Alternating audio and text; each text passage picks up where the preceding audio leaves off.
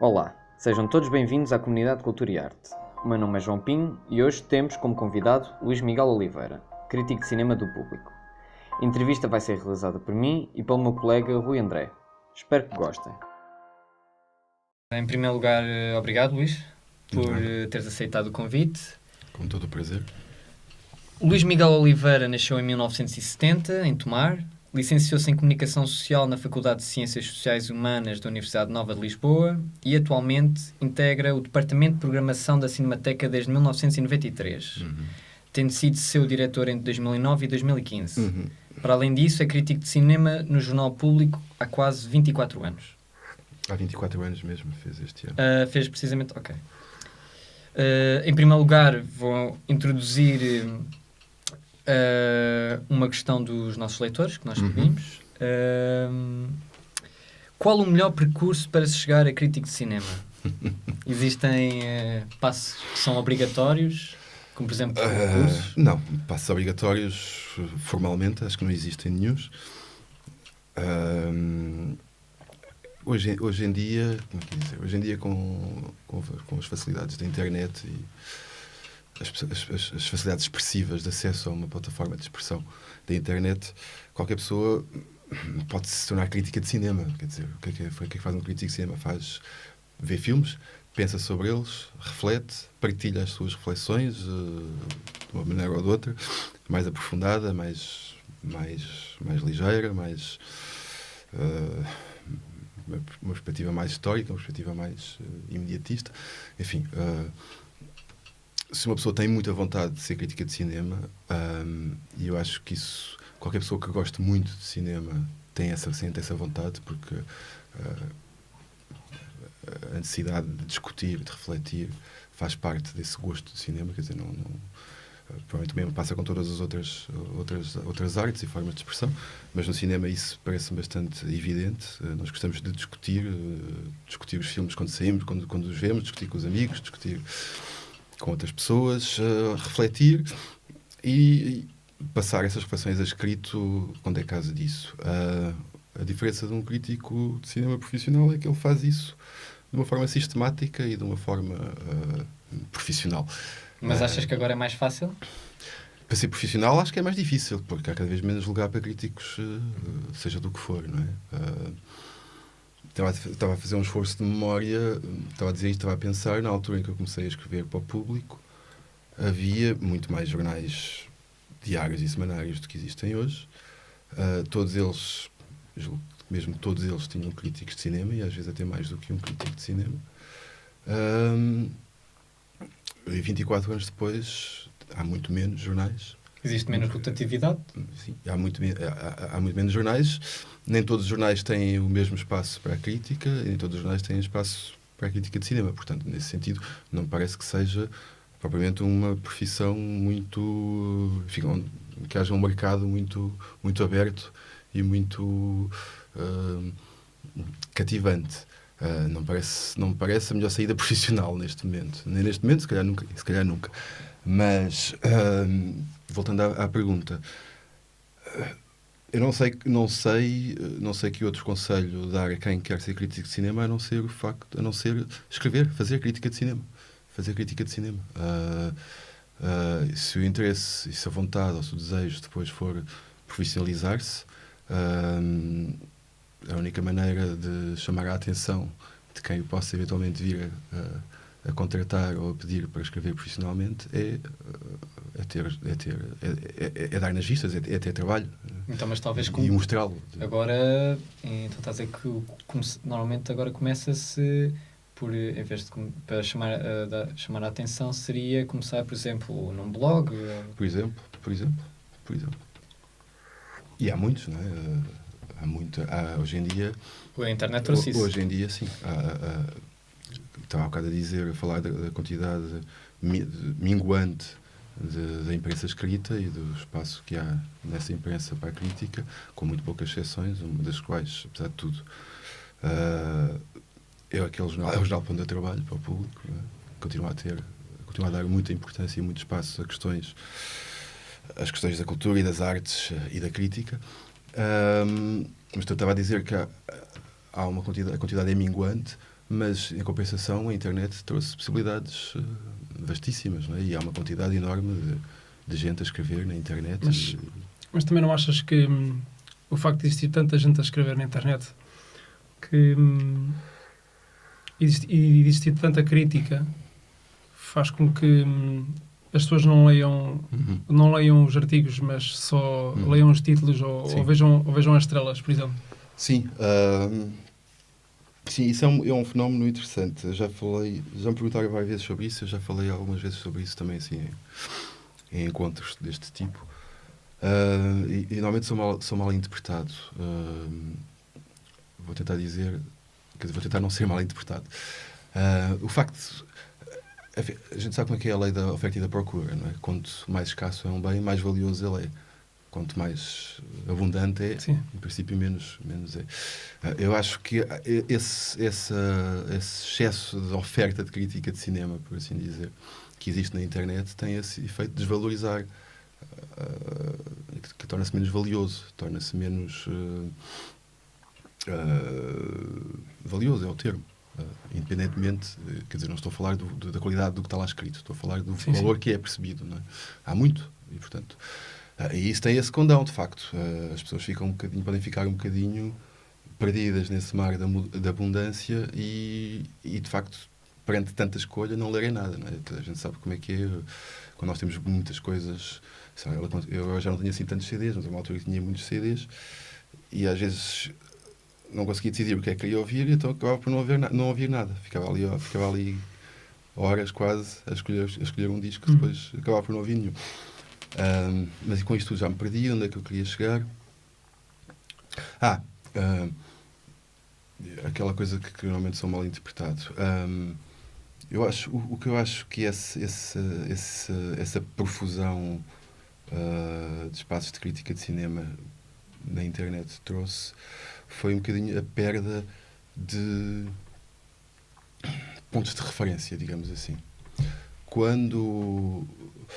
Historicamente, quando a crítica de cinema estava limitada à imprensa escrita, especializada ou não especializada, essa relativa escassez criava alguns pilares, alguns eixos. Orientadores. Alguns eixos, sim.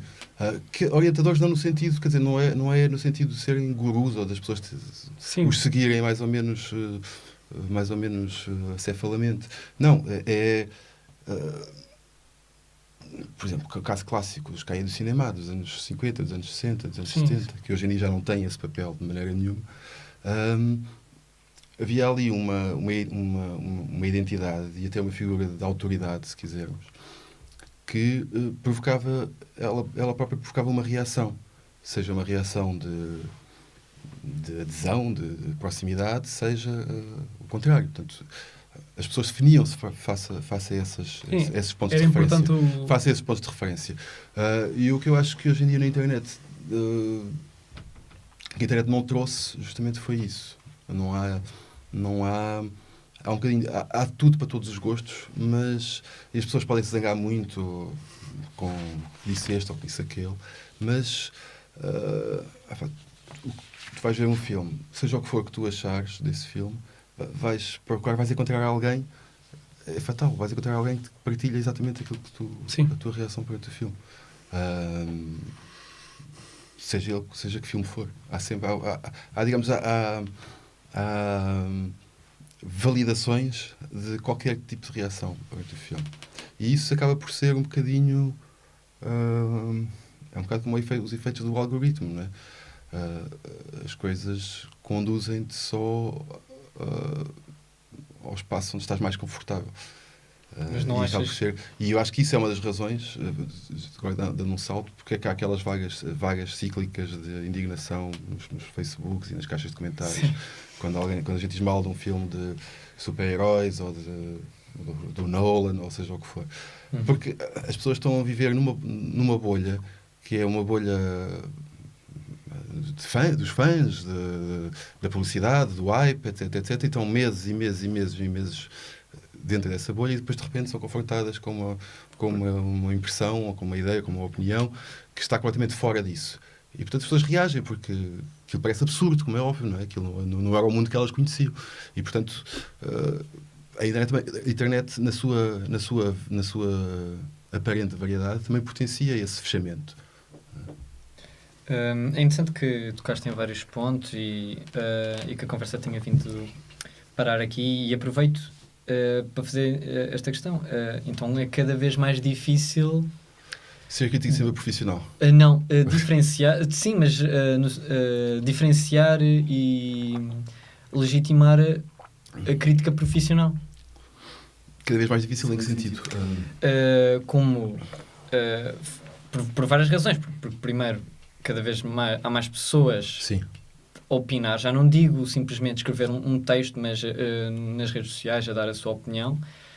E cada vez parece-me há um ambiente mais hostil entre o público e os críticos. Isso talvez signifique que seja o papel dos críticos profissionais tenha perdido exatamente esse valor. Eu acho que isso, que há uns tempos o Guerreiro escreveu no Y, há uns tempos, já foi há uns tempos largos, acho que já deve ter sido para aí há 1 ou 2 anos, uma crónica onde ele escrevia, usava esta expressão, já não sei a propósito de quê, falava do estado de guerra que existe entre os leitores e os jornais. E eu acho que essa hostilidade...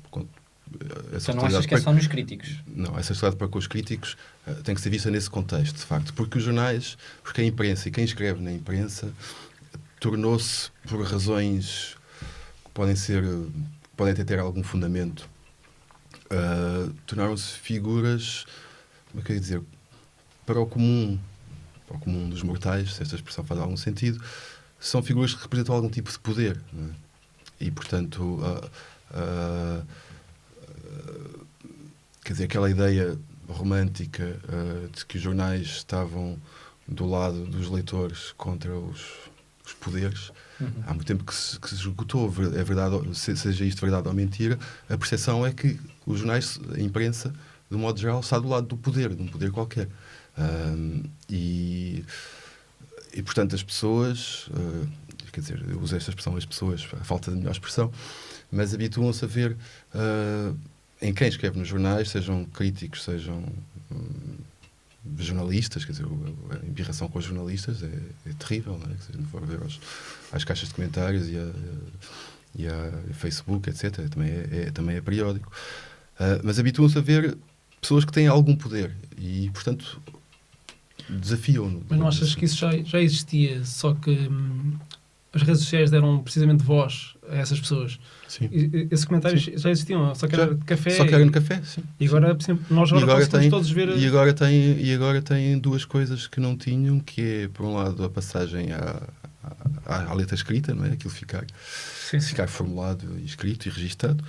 E, por outro lado, é a acumulação, não é? Porque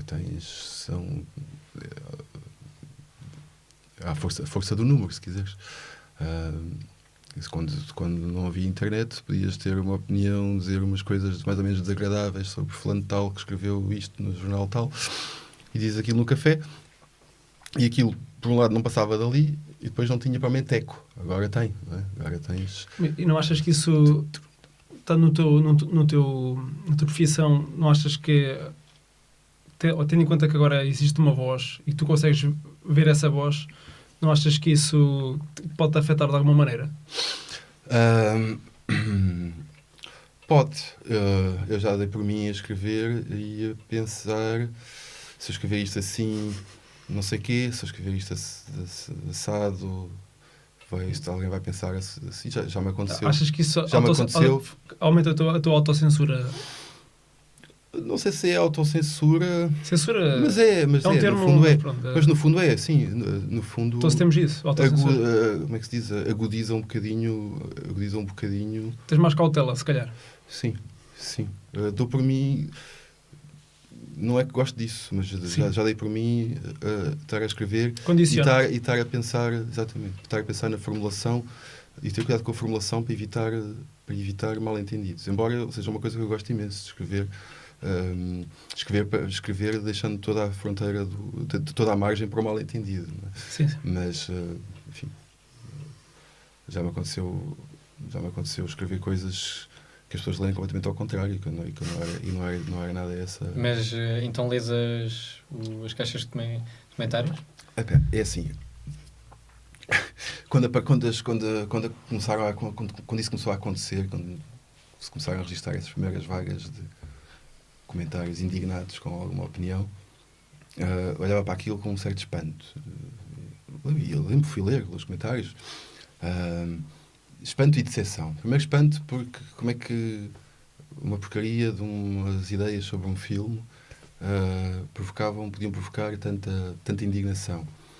E segundo, portanto, primeiro espanto, depois decepção, porque eu li aquela tarefa toda de comentários e não encontrava ali ninguém com quem fosse possível sequer conversar. Quer dizer, nada daquilo é para conversar.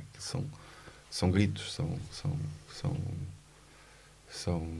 pessoas aos berros, basicamente. Não havia ali ninguém com quem eu pudesse conversar. E isso, eu lembro-me que isso, por exemplo, quando foi com o Slumdog Millionaire, que foi um dos primeiros casos, foi na altura em que o Y começou a ter edição online também, e foi o primeiro caso, se bem me lembro, foi o primeiro caso que gerou um conjunto enorme de reações bastante indignadas com o que eu tinha escrito sobre o filme. Com isto perdi-me, onde é que eu ia chegar com isto? A falar do espanto e da decepção. E do Y passar a digital e a primeira reação. Mas eu ia dizer que isso era para chegar a algum lado e agora perdi-me. Por exemplo, no caso do Jornal Público, a nível online, de redes sociais, colocam as estrelas.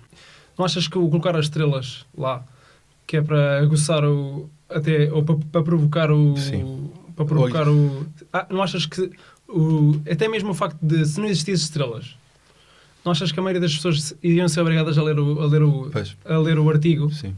E que as estrelas condicionam fechada? É assim, isso sobre as estrelas é sempre também um assunto que foca sempre imensa discussão. E as pessoas estão sempre a refilar com as estrelas, mas eu lembro-me que também há uns anos, um problema qualquer técnico. Durante uma semana o quadro das estrelas não saiu no público. E houve imensos protestos de leitores. Que faltava o quadro das estrelas dos filmes. Portanto, as pessoas refilam com as estrelas e criticam as estrelas, mas quando elas não estão lá, depois sentem a falta. Mas, enfim, as estrelas hoje em dia são uma convenção como outra qualquer. As estrelas há estrelas por todo o lado. Todos os jornais têm estrelas e não é só para os filmes, não é? Se calhar não fazem o cinema quadro, mas é uma coisa mais universal, se calhar. Sim, mas as estrelas quando apareceram, e eu não juro que tenham sido os primeiros a fazê-lo, mas foram os primeiros a fazê-lo sistematicamente e com um sentido de propósito muito forte, foi exatamente nos CAE dos anos 50. Criaram uma figura que era o Conselho dos 10, e era exatamente como os 4 estrelas são hoje. Têm por cima os nomes dos críticos.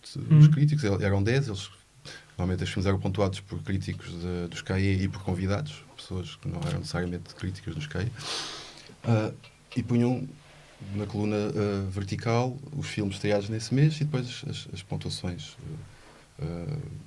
que cada um dava.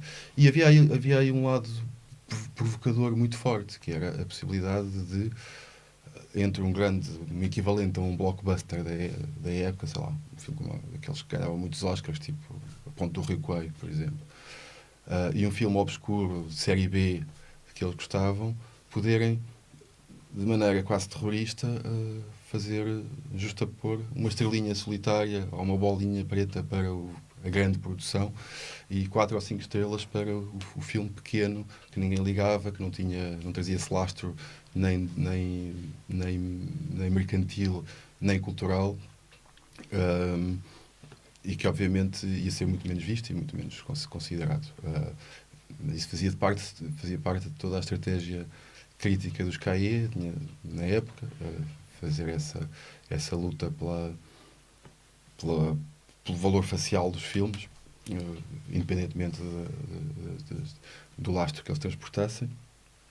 E, portanto, havia esse sentido muito forte e muito expresso e muito deliberado.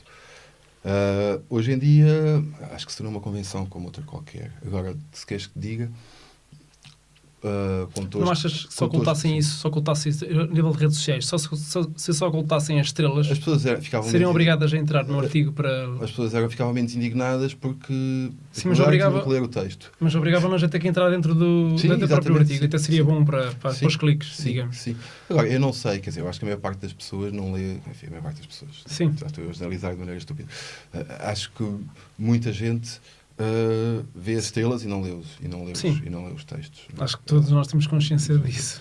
Agora, eu devo dizer da minha posição, enquanto alguém que escreve, eu acho que as estrelas têm efeito libertador, porque não preciso de estar preocupado em passar uma opinião, ou seja, passar uma... Quer dizer, o foco do texto não tem que estar no gosto ou não gosto, ou acho assim, ou acho genial, ou acho mal. Isso está lá as estrelas e dizem logo isso, né? De maneira clara. Quando vejo um filme, ou gosto pensas... pouco, ou gosto ou não gosto de nada. E, portanto, o texto pode ter outro foco. E, em alguns casos, é mesmo mais interessante que tenha. Quando vejo um filme, pensas do género... para mim, 3 estrelas ou 4 estrelas e depois fazes o texto, ou ao contrário? Fazes o texto e depois dás-lhe a matemática? Depende. Não há matemática nenhuma. Depende... Já me aconteceu, enfim, há filmes que eu vou ver e sei à partida, é imediato, sei que gosto ou que não gosto. Sim.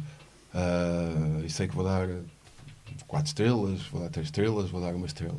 Mas há outros que ficam de facto numa fronteira, não sei bem se gostei muito, quer dizer, não é aquela coisa ou testei ou amei, não é isso. A dúvida não é nunca ter bola para ter 5 estrelas, mas posso ver um filme, sair da projeção e não ter uma opinião completamente formada imediatamente, não é? E precisar de mais tempo e às vezes até precisar de escrever sobre o filme para que essa opinião se solidifique e se defina. E nesses casos, e acontece isso com alguma frequência, o Vasco Câmara, o editor, costumo-me na segunda de manhã perguntar as estrelas, quais são as estrelas que eu dou para essa semana, e às vezes eu digo, olha, deste filme deixa-me primeiro escrever e depois eu digo-te as estrelas. Sim, para galvanizar a porque não tenho ainda, opinião. Porque não tenho ainda uma ideia muito concreta. Mas, portanto, não há matemática nenhuma, é uma coisa completamente... É uma convenção. Uma convenção que se tenta exprimir qual é o nosso grau de adesão àquele objeto. O grau de adesão, o interesse que lhe reconhecemos, etc. Mas é uma convenção que eu acho que era bom que fosse tomado pelo público em geral como tal, como uma convenção. Não é um selo, não é uma coisa oficial, não é um documento de notário. Sim, não há uma classificação. Não, é uma maneira visual, uma maneira de traduzir visualmente o grau de interesse que o crítico achou naquele objeto. Só é tão subjetivo quanto isso. Não tem nada de oficial, de formal. Agora, focando-nos mais no cinema, em outubro do ano passado, quando a estreia de Mother, do realizador Aronofsky, Martin Scorsese disse ao The Hollywood Reporter que, e passo a citar, ao longo dos últimos 20 anos, muitas coisas mudaram no cinema. Essas mudanças ocorreram a todos os níveis, desde a maneira como os filmes são feitos, ou até na forma como são vistos e discutidos. Em 20 anos houve assim tanta coisa que realmente mudasse no cinema? Ou não acompanhas a perspectiva? Acompanho, percebo o que é que ele quer dizer. Eu acho que a mudança... Enfim, o cinema teve sempre a mudar, não é? Desde o princípio. Não há uma coisa estática e foi sempre mudando. Pegas qualquer época, qualquer período de 20 anos da história do cinema e isso mudou dentro desse período. É óbvio que quando ele diz aí a mudar... Quando ele diz mudar, neste contexto, não está, obviamente, a dizer mudar para melhor. Está a dizer mudar para qualquer coisa menos rica e menos... O que é que eu posso dizer? Ele refere-se à maneira como os filmes são vistos e como são discutidos. E eu acho que essa é uma mudança radical. É uma mudança radical... Mas já era assim, ou já aconteceu isso quando foi no facto quando surgiu o VHS, por exemplo. Sim. Existe uma grande guerra entre VHS, Mas não- televisão e sim, cinema. Sim, isso sempre E já na aconteceu. altura também... Com a televisão, com a escala da televisão, Sim. por exemplo, o cinema Mas inventou tivemos que mudar uma os série de formatos dos filmes Sim, tornar as coisas maiores para cativar, para Exatamente. uma maneira diferente de se ver. Exatamente, sim. Mas aquilo que mudou e é evidente que o VHS já trazia isso um bocadinho, mas não nesta escala, assim como a televisão também trouxe isso um bocadinho, mas não nesta escala, foi o espectador de cinema passar basicamente a dispensar a sala de cinema, né? Durante muitos anos o cinema mudava, mas havia a entidade de espectador de cinema era relativamente constante, era a pessoa que ia a uma sala ver o filme. E que indo a uma sala a ver o filme estava submetido à duração do filme, às horas que o filme passava, portanto, punha-se nessa posição de absoluta, como é que se diz? Não é submissão que eu quero dizer. É mas, predisposição para... sim, era dominado pelo filme, Sim. portanto, tinha que submeter ao filme. O que mudou hoje, isso já, de facto já vinha um bocadinho com o VHS, mas eu acho que na época da reprodução digital e da facilidade, sobretudo, com que isso é feito, que é muito mais fácil reproduzir ou baixar ficheiros da internet do que duplicar um VHS, né? Mesmo que isso tecnicamente possa não ser complicado, mas há muito mais trabalho. O que mudou foi os espectadores de cinema passaram a dispensar a sala e passando a dispensar a sala, passam a ver os filmes no outro estado de disponibilidade mental para o filme. Além de que passam a mandar no filme. Isso é que é a grande mudança. Durante décadas, os espectadores iam ao cinema. Está no próprio ritmo de... Os espectadores iam ao cinema e o filme mandava nelas, porque o filme começava, Sim, acabava, e eles não tinham qualquer poder sobre o desenrolar do filme. E hoje em dia têm, né? Quer dizer, conheço, até eu às vezes faço isso.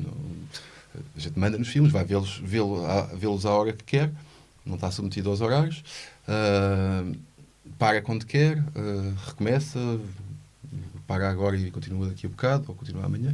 Portanto, passamos a mandar nos filmes. E isso não é necessariamente mau, como é óbvio, mas é uma mudança, de facto. É uma mudança. Mas não achas que também tem a ver com a forma como o próprio público digere o filme? Por exemplo, uma pessoa vai ver, mesmo indo ao cinema, depois logo a seguir ou antes até já pode ir à internet e ver a crítica. Por exemplo, em Portugal, como sai mais tarde, já tem uma Sim. pré-opinião. Já vai moldar a opinião do público, tendo em conta... Há um excesso eu também sinto há um excesso de informação sobre os filmes. É cada vez mais raro uma pessoa conseguir ver um filme sem saber nada sobre ele, que é uma coisa que é uma sensação espantosa, que eu gosto imenso, mas que é cada vez mais raro. E os trailers também trouxeram. Os trailers sempre existiram. Mas acho que também a forma como se calhar eles são eles estão construídos distribuídos e construídos. Sim, mas aí estamos a confundir dois planos. Por um lado é aquilo que se diz do filme, as reações críticas, reações de espectadores e o lado profissional da promoção, não é? Os teasers, os trailers, as campanhas publicitárias, etc. A máquina de marketing. Sim, e as duas coisas são muito pesadas. Sobretudo essa é muito pesada. Mas eu não me estava a referir a isso. Estava mesmo a referir a ser cada vez mais difícil, quer dizer, a não ser que não vás à internet ou não vais ler nada, é muito difícil chegares a um filme que estreia e não saberes nada sobre ele. Mas, por exemplo, não achas que, por exemplo, quando fazem, por exemplo, Cannes, por exemplo, fazem uma cobertura do Festival de Cannes, tem que fazer uma cobertura do Festival de Cannes, e nos jornais sai a opinião sobre os filmes que estreiam lá. Sim. Porque tem que se fazer a cobertura do evento, né? É um marco, tem que se fazer a cobertura. Sim. E não achas que essa cobertura, que sempre foi assim, que vai também moldar a cabeça das pessoas? Eu acho que não. Quer dizer, eu acho que as pessoas. Depois o filme estreia cá passado uns meses e não achas que isso também vai influenciar a. É um mal necessário. Influenciar, não sei se influencia e não sei se influenciar e não sei se isso é um mal. Eu acho que as pessoas são livres. Eu nunca penso, quando estou a escrever, que estou a dizer a uma pessoa, a um leitor, como é que ele vai pensar. Não é nada disso. Quer dizer, eu acho que as pessoas são livres. As pessoas livres de pensar, livres de... quer dizer, não são definidas pelos textos que leem, muito menos pelos textos de crítica de cinema, acho eu. Que é uma coisa que, para voltar às vagas de indignação, Sim, mas que é uma coisa que eu acho que as pessoas acham que os críticos Sim, mas não achas que acham. Que é mas não que achas que estão a dizer-lhes o que é que elas devem pensar. Mas, lá está, mas não Nada achas disso. que isso sempre foi assim, lá está? Mas Sim, que agora, foi como assim. existem as redes sociais que aproximam o público da crítica, e não achas que as pessoas estarem a comentar o filme Sim, que faz com que se crie uma imagem de um objeto sim, que não é necessariamente. Lá está, como não vimos o filme, sim, que é uma imagem que é toldada por coisas que são que existem nas redes sociais sim. e que isso vai de certa maneira. Lá está, sempre existiu. Só que, como há as redes sociais, como é esse novo mundo que aproxima o público da cobertura do evento, Uhum. que isso molda a cabeça, molda, mas não é moldado do ponto de vista negativo, é que isso traga uma penumbra sobre Sim, mas o assunto. Isso é... Com essa aproximação que tolda... Sim, e muitas, sim, isso é evidentemente isso acontece, mas tem um bocado a ver com o que eu estava a dizer há bocado, quando falava das pessoas viverem numa bolha. Sim. E depois de repente serem confrontadas com qualquer coisa que está completamente fora desse registro e desse tipo de relação com o objeto e portanto ficarem desconcertadas. Mas eu não acho mal, de modo geral, que as pessoas discutam, que haja discussões sobre os filmes, que as pessoas discutam as suas impressões. Acho muito bem. Agora, claro que mas isso é como tudo, não é? Quer dizer, a pessoa pode ficar pré-condicionada aquele filme. Isto tem tudo a ver com o que eu estava a dizer há bocado. A pessoa pode ficar pré-condicionada, ainda não viu o filme, mas já tem a certeza que aquele filme é uma obra-prima. Ou que é uma porcaria. Sempre isso acontece, até se for um realizador mas isso pode acontecer, quer dizer, preconceitos, no sentido mais neutro do termo, pré-conceitos, não é? Todos temos, não é? A gente tem alguma expectativa em relação às coisas, sim. Portanto, isso faz parte, vais ver um filme e tens mais ou menos uma ideia, estás à espera de alguma coisa, não é? Porque conheces o realizador, porque sim, até o não sei próprio porque o elenco, sim, estás à espera de qualquer coisa, mas o filme pode ir de encontro às tuas expectativas ou não. E isso pode ser bom ou pode ser mau, não interessa. Mas não acho, quer dizer, acho inevitável que se crie algumas ideias feitas em relação aos filmes. Agora, o que eu acho recomendável é que as ideias feitas não decidam tudo e que as pessoas tenham a capacidade mas, por exemplo, de confrontar a ideia feita com o objeto e, eventualmente, mudar a ideia. Passar por exemplo, ideia refeita. mas já há festivais, por exemplo, que obrigam os críticos a ter que assinar um termo Sim. para ver um timing da opinião sobre... Não é só festivais, os distribuidores também às vezes fazem isso.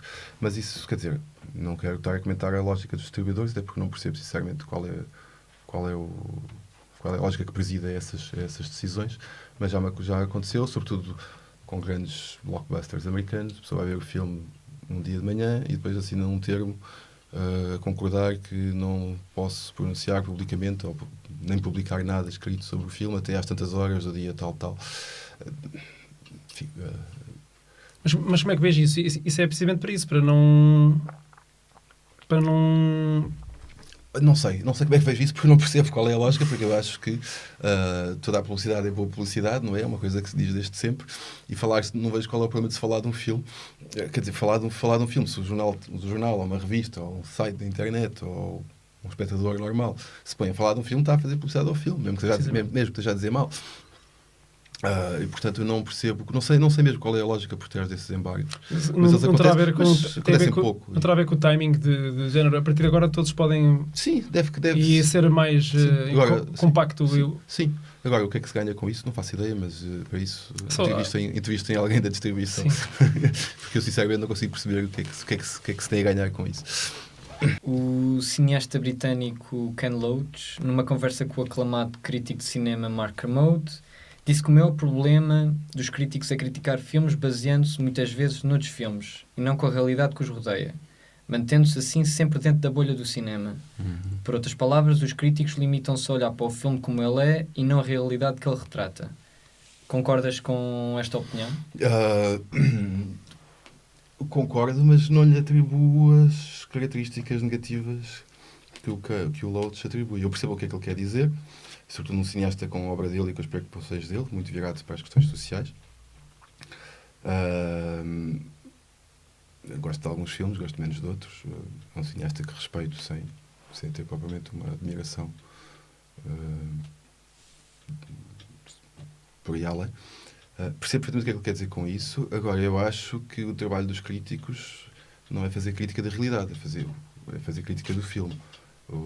Mesmo que represente uma realidade. A crítica da realidade é feita pelo Ken Loach, é feita pelos realizadores. De facto, eles trabalham com a realidade. Os críticos não trabalham com a realidade. Os críticos trabalham com os filmes, com os objetos.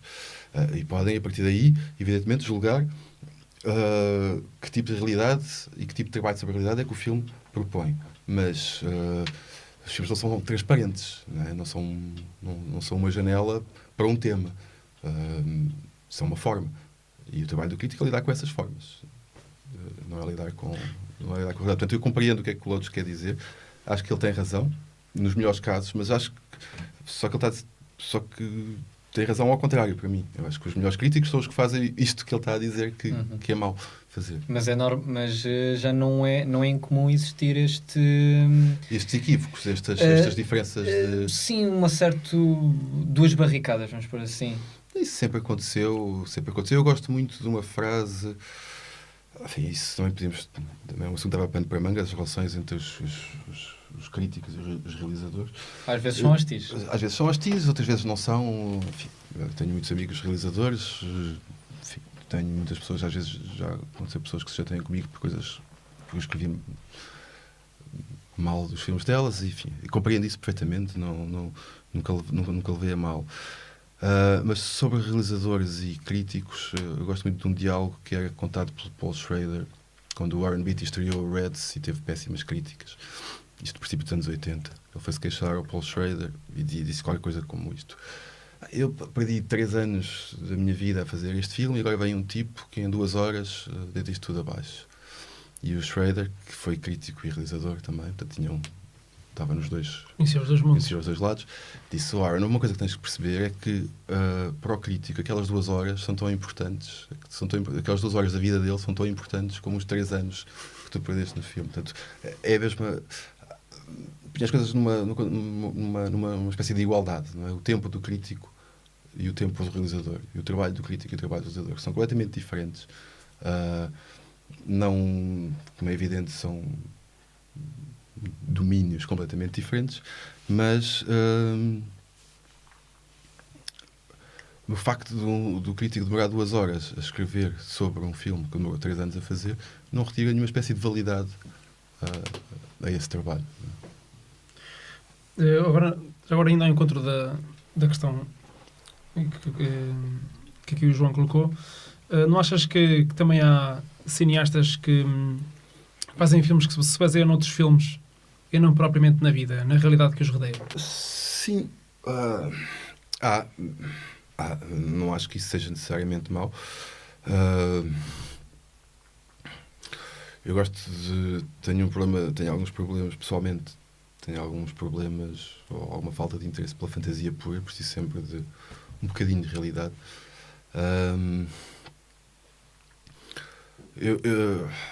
Essa pergunta pode ser entendida de várias maneiras. Pode ser entendida como estando a referir a cineastas adeptos do exercício de estilo e do gesto arty, como posso entender isso, por exemplo, em relação aos blockbusters de super-heróis, por exemplo, onde a realidade não existe também, não é? Tudo é uma construção. Existe o lado, se calhar, da exploração do sentimento. Sim, mas essa ideia de uma relação com a realidade, eu acho, para mim é importante. Não achas que as séries também procuram um bocado isso? Algumas delas, que ter que... muitas referências do cinema para que isso seja um bom produto para vender? Sim, mas eu acho isso... acho isso normal, porque o cinema entrou no imaginário coletivo com imensa força e, portanto, acho normal que filmes ou séries ou até livros ou pintura, abordem e tragam uma porção desse imaginário e explorem essa presença do cinema no nosso imaginário cultural e até pessoal. Isso parece uma coisa normal e não é necessariamente uma exploração desalmada. Acho interessante. Eu acho interessante. Sim. Eu gosto de filmes sobre filmes. Também se pode dizer que isto quer dizer muita coisa, e de facto quer dizer muita coisa, mas eu gosto eu gosto de filmes que tratam o cinema como uma realidade também. Ou seja, onde o cinema existe. Filmes onde o cinema existe, como realidade em si mesmo. Como parte do... Sim. Quanto mais não seja por essa presença imaginária de quase toda a gente do mundo civilizado. É evidente que ninguém é imune ao cinema, e todos temos imagens que vêm do cinema e que nos acompanham, e portanto nesse sentido o cinema também se faz realidade, não é? Sim. Voltando agora um bocadinho à crítica, o Nobel de Literatura peruano Mário Vargas Llosa, no livro A Civilização do Espetáculo, 2012, afirma que a crítica tenta hierarquizar a selva promíscua em que se converteu a oferta cultural nos nossos dias. E vai mais longe, dizendo mesmo que a verdade é que a crítica, que na época dos nossos avós e bisavós desempenhava um papel central no mundo da cultura, porque assessorava os cidadãos na difícil tarefa de julgar o que ouviam, viam e liam, hoje é uma espécie em extinção da qual ninguém faz caso, exceto quando também ela se converte em diversão e espetáculo. Concordas com a opinião? Tendo a concordar, sim. Tendo a concordar. E isto, mais uma vez, não tem a ver necessariamente com os críticos, nem com o trabalho dos críticos, tem a ver com o meio ambiente em que esse trabalho se desenvolve, em que os críticos existem.